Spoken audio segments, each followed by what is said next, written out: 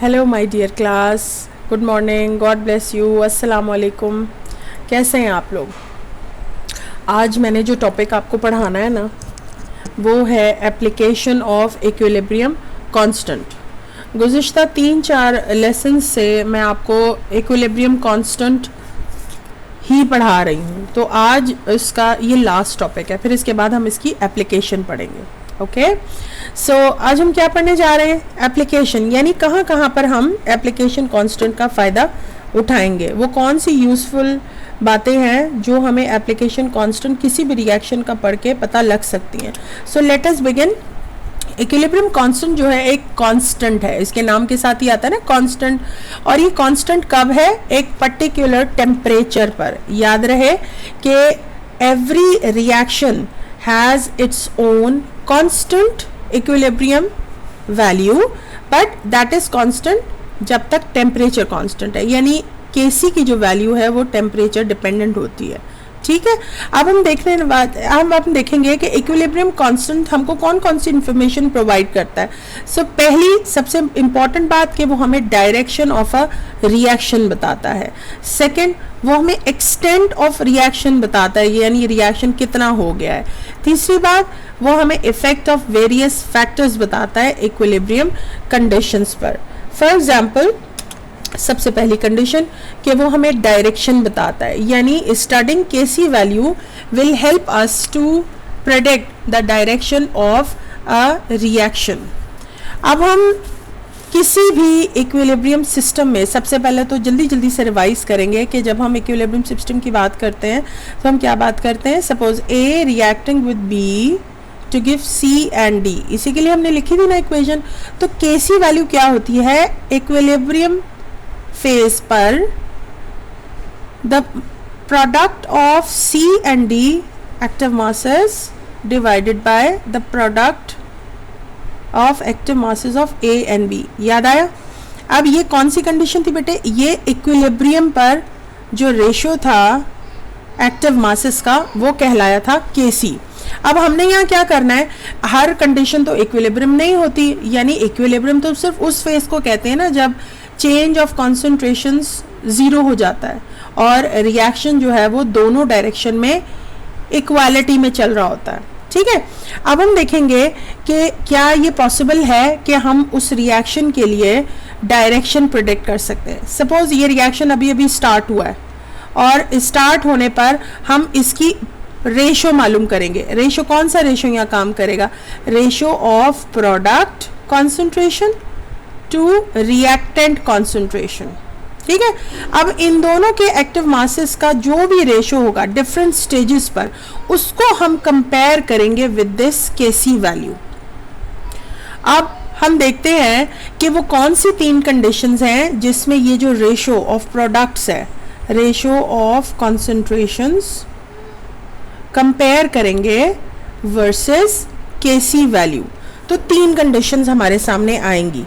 पहली कंडीशन कि जब ये रेशो लेस देन होती है Kc। दूसरी कंडीशन, जब ये रेशो ऑफ कंसंट्रेशन ज़्यादा आती है Kc से। और तीसरी वो कंडीशन जब ये रेशो बिल्कुल बराबर हो जाती है Kc वैल्यू से। सो पहली कंडीशन में हम देखते हैं कि what happens when we get a ratio which is less than that of Kc। इसका मतलब है कि the more of the product is required to attain the equilibrium, therefore the reaction will proceed in the forward direction. अब इस बात को practically देखते हैं कैसा है कि सपोज हमारा जो वो रेशियो था ना प्रोडक्ट और रिएक्टेंट का, वो रेशियो आती है लेस देन Kc। इसका क्या मतलब है कि आपका एक फॉरवर्ड रिएक्शन है, एक बैकवर्ड रिएक्शन है।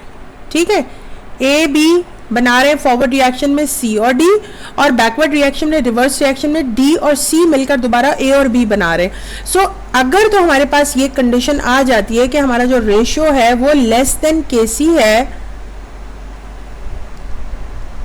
Like this, okay, less than Kc है, तो फिर हमारा reaction will proceed in forward direction, यानी हमारा रिएक्शन जो है वो इस डायरेक्शन में जाएगा तो जाके इक्विलिब्रियम आएगा।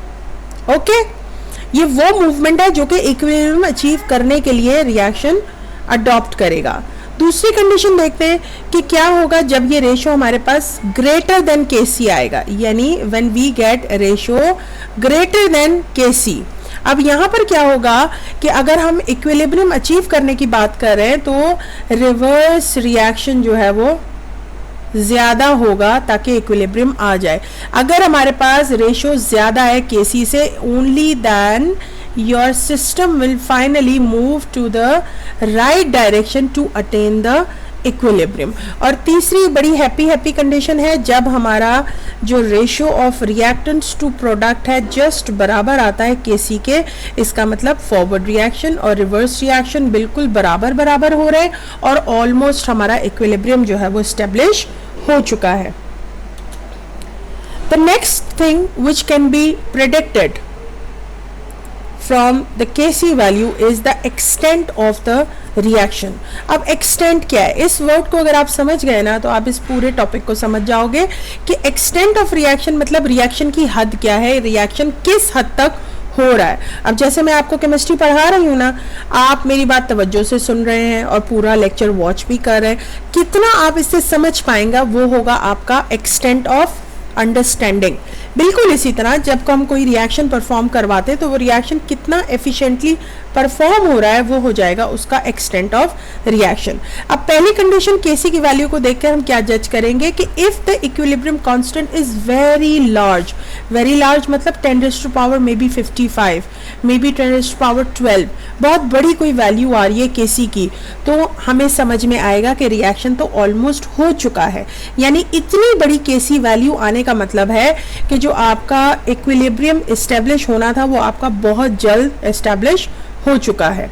दूसरी कंडीशन, जब आपका Kc वैल्यू स्मॉल आता है, यानी न्यूमेरिकल्स में आप देखोगे 10⁻⁵ या फिर 10⁻⁻2, इस तरह की कोई वैल्यू आती है ना, इसका मतलब है कि reaction does not proceed appreciably in the forward direction. अब दो डायरेक्शन यानी फॉरवर्ड रिएक्शन थोड़ा सा हो रहा है, बैकवर्ड रिएक्शन थोड़ा ज़्यादा हो रहा है।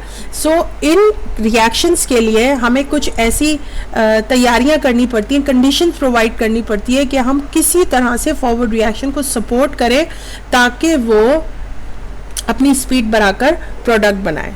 ठीक है। तीसरी कंडीशन हम देखेंगे कि if the value of Kc is very small, अब वेरी स्मॉल में फर्स्ट करो -35, इस तरह की कोई वैल्यू आती है, या 10⁻⁻11 इस तरह की कोई वैल्यू आती है, तो हमें लगेगा कि रिएक्शन जो है वो फॉरवर्ड डायरेक्शन के लिए बहुत लिटिल एफिनिटी रखता है। ठीक है। अब Kc की वैल्यू पढ़ रहे हैं, ये तो एक कांस्टेंट वैल्यू है ना, ये तो हम अपनी मर्जी से चेंज भी नहीं कर सकते। हम क्या चेंज कर सकते हैं, हम चेंज कर सकते हैं कंडीशंस।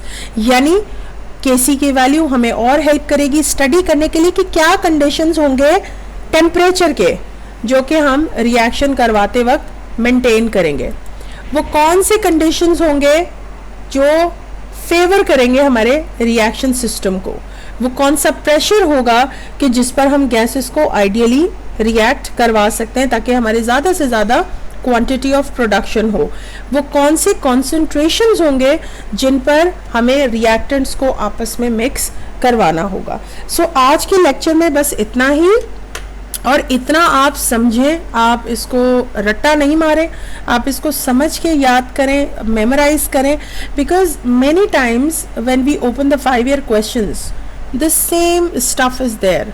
आप इन चीज़ों से बच नहीं सकते। You have to face these topics in your exam ताकि आपको अच्छे स्कोर्स मिलें। तो अगर मेरे पढ़ाने में कोई कमी रह गई है तो टेक्स्ट बुक आपके पास है, आप उसको अच्छी तरह से ज़रूर रीड किया करें, क्योंकि जिस एग्जामिनर ने पेपर बनाना है उसने भी टेक्स्ट बुक से बनाना है, और जिसने उसको चेक करना है और आपको नंबर देने उसने भी आपकी टेक्स्ट बुक को ही मेनली फॉलो करना है। So we can not go out of the textbook. At least जितना आपके टेक्स्ट बुक में मौजूद है, आपके सिलेबस में मौजूद है, उतना आपको ज़रूर कवर करना चाहिए। इस टॉपिक में कुछ एग्जाम्पल्स भी आ रहे हैं, सॉल्व्ड एग्जाम्पल्स, वो भी आपने ज़रूर देखने हैं ताकि जब कल मैं आपको नया टॉपिक ली चैटली प्रिंसिपल पढ़ाऊँ तो ये सारी चीज़ें आपके लिए आसान हो जाए। ओके बच्चों, इस क्लास में इतना ही, फिर नेक्स्ट क्लास में आई विल कम अगेन। जब तक के लिए खुदा हाफिज़।